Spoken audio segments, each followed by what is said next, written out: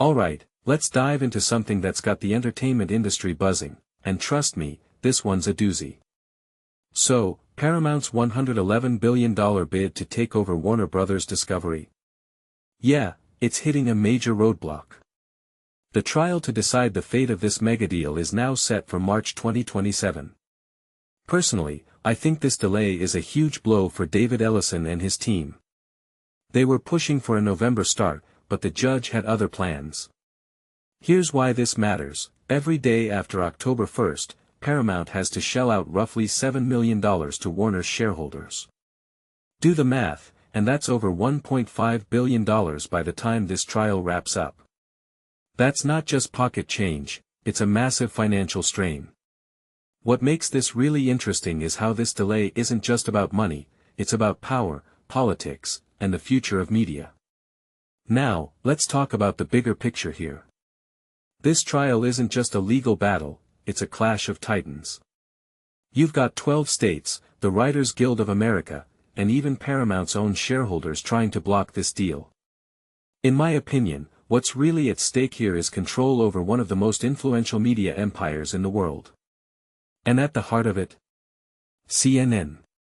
David Ellison himself admitted in a New York Times op-ed that he believes this fight is less about market share and more about whether he can be trusted as a steward of CNN. From my perspective, this raises a deeper question: how much does the political leanings of a media owner really matter in today's polarized world? One thing that immediately stands out is Ellison's attempt to position himself as a neutral player. He claims he's voted for candidates from both parties and that he won't bend CNN's newsroom to his views. But here's the thing, what many people don't realize is that even the perception of bias can be enough to spark controversy.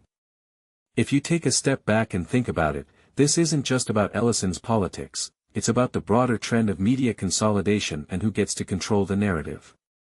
A detail I find fascinating is how this case is being framed as a political battle rather than a purely economic one. What this really suggests is that media ownership is becoming as much about ideology as it is about profit. Now, let's talk about the trial itself.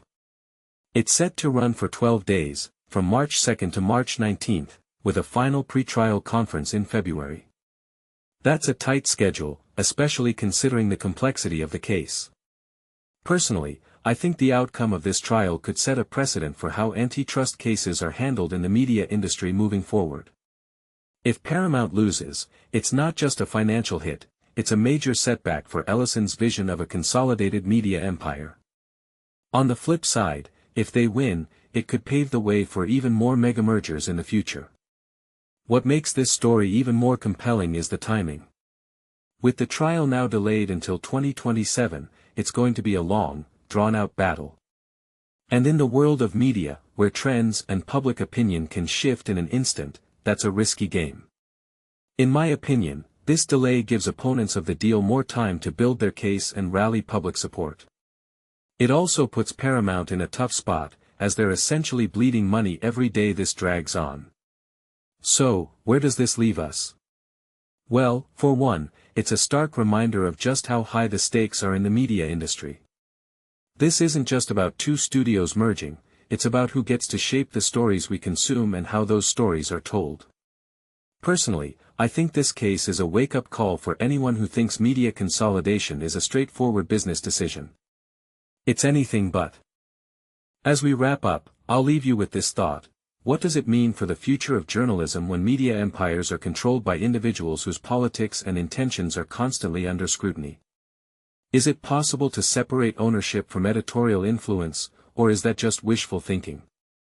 Let me know what you think in the comments below. This is one story I'll definitely be keeping an eye on, and I can't wait to see how it unfolds. Thanks for watching, and don't forget to hit that subscribe button for more insights into the ever-evolving world of media and entertainment.